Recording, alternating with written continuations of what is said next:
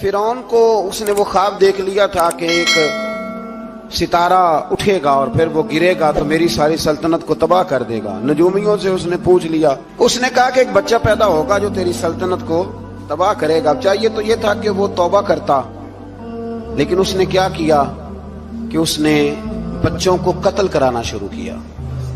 یذبحون ابناءکم، ذبح کرا دیتا تھا تمہارے بیٹوں، اور بچیوں کو وہ زندہ رکھتا تھا۔ تو حضرت موسیٰ جب پیدا ہوئے تو ان کی والدہ نے پتہ کیا کیا، ان کو ایک صندوق میں بند کر کے دریا میں بہا دیا۔ اب دریا میں بہتے جا رہے ہیں تو ماں تھی تو پریشان بھی ہو گئی، ان کی ہمشیرہ کو کہنے لگی ذرا دھیان رکھنا کدھر جاتے ہیں۔ حضرت موسیٰ علیہ السلام دریا میں بہتے بہتے نا فرعون نے نا دریا کے کنارے مکان بنایا ہوا تھا۔ آپ کو پتہ ہے بادشاہوں کا ذوق ہوتا ہے، آج کل ہمارے جو حکمران ہیں انہوں نے اس کا نام فارم ہاؤس رکھا ہوا ہے، میرا فارم ہاؤس، اور پرانے زمانے میں لوگ ڈیرا کہتے تھے۔ تو اس نے بھی اس طرح کا فارم ہاؤس بنایا ہوا تھا۔ وہاں پہ حضرت موسیٰ علیہ السلام تیرتے ہوئے تابوت کے اندر صندوق کے اندر جا رہے ہیں۔ فرعون اور ان کی بیوی حضرت آسیہ بے اولاد تھیں، بڑی تڑپ تھی بیٹے کی، وہ بھی وہاں کھڑی تھی۔ صندوق تیرتا ہوا آیا تو فرعون نے کہا کہ جاؤ پکڑ کے لاؤ دیکھو کیا ہے۔ جب وہ لے کے آئے نا تو آپ کی ہمشیرہ جو نگرانی کر رہی تھی پریشان ہو گئی کہ یہ تو اس کے ہاتھ لگ گئے، یہ تو اب مار ڈالے گا۔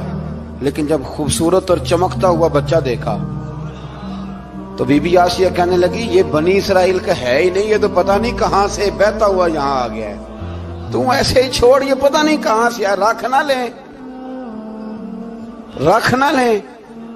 تو حضرت موسیٰ علیہ السلام وہ کہنے لگا نہیں انہی کے ہیں، موسیٰ علیہ السلام اسی کے ہیں۔ تو آسیہ کہنے لگی تیرے تو سر پہ نا بس بھوت ہی سوار ہو گیا، ہر وقت وہی لوگ تجھے یاد رہتے، یہ پتہ نہیں کہاں سے بہ کے آیا۔ اب رکھ لیا، مان گیا فرعون۔ آپ فرعون کے گھر میں جو اس لیے بچے مروا رہا تھا کہ میری سلطنت حضرت موسیٰ پیدا نہ ہو جائیں، تو اسی کے گھر میں پرورش پانے لگے، اسی کے گھر میں۔ اب عورتیں منگائیں گئی دودھ پلانے کے لیے، تو حضرت موسیٰ علیہ السلام کسی بی بی کا دودھ نہیں پیتے، تو آپ کی ہمشیرہ نہ وہیں دائیں بائیں گھومتی رہتی۔ تو کہنے لگی جناب آسیہ سے کہ میں ایک بی بی کو جانتی ہوں، بڑی صاف ستھری ہے، مجھے امید ہے یہ بچہ اس کا دودھ پیے گا۔ تو فرعون کہنے لگا دوڑ کے لا، تو وہ اپنی والدہ کو لے کے آئیں تو حضرت موسیٰ نے فوراً دودھ پینا شروع کر دیا۔ فرعون کو پھر تھوڑا شک ہوا۔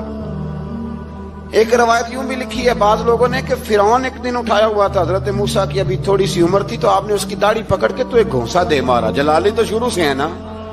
تو کہنے لگا آسیہ تو مان نہ مان یہ بچہ وہی ہے۔ تو حضرت بی بی آسیہ کہنے لگی کہ تجھے غلط فہمی ہے، یہ وہ نہیں ہے۔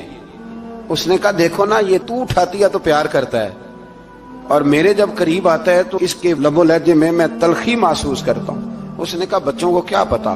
خیر ایک طرف اس نے کھانے پینے کی چیزیں رکھ دی، ایک طرف انگارے رکھ دیے۔ وہ بھی حضرت آسیہ کہتی ہیں کہ تجھے سمجھ آئے بچے بچے ہوتے ہیں۔ حضرت موسیٰ بچے تو تھے پر تھے تو اللہ کے نبی نا، اللہ کے نبی تھے۔ جب اس نے کہا نا یہ بچے ہیں تو حضرت موسیٰ علیہ السلام بجائے انگاروں کی طرف جانے کے، نبی تھے، وہ سیدھے کھانے پینے والی چیزوں کی طرف بڑھنے لگے۔ فرعون کہنے لگا آپ بتا۔ اللہ تعالیٰ نے حضرت جبریل کو بھیجا، انہوں نے کہا ادھر نہیں جانا آپ ادھر جائیے۔ تو آپ آگ کی طرف گئے اور ایک کوئلہ اٹھا کے زبان پہ رکھ لیا۔ تو آسیہ کہنے لگی سمجھ آئی، بچے کو کیا پتا کدھر جانا ہے کدھر نہیں جانا، اگر وہ اتنا ہی خیال ہوتا وہی بچہ ہوتا تو آگ۔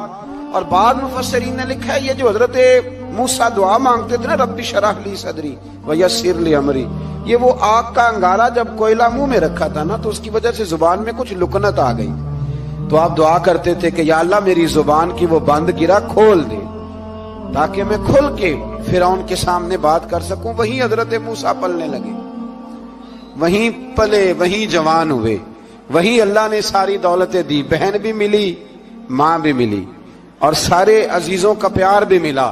اسی گھر کے اندر اللہ نے پرورش کر کے فرعون کے ظلم سے بنی اسرائیل کو نجات عطا فرمائی۔ موسیٰ پھر فرعون کے گھر میں پلنے لگے، اور جب جوان ہو گئے تو فرعون کے ہاں جو ظلم ہوتا تھا حضرت موسیٰ اس پر بول پڑتے تھے، جلال فرماتے تھے۔ تو فرعون پھر ناراض رہنے لگا، یہاں تک کہ اس نے آپ کو نکال دیا آپ تشریف لے گئے وہاں سے. تو حضرت موسیٰ ایک دن شام کے وقت دوبارہ آئے بستی میں، لوگ سوئے ہوئے تھے. تو دو آدمی، ایک بنی اسرائیل میں سے اور ایک فرعون کی اپنی قوم میں سے، وہ دونوں آپس میں جھگڑ رہے تھے.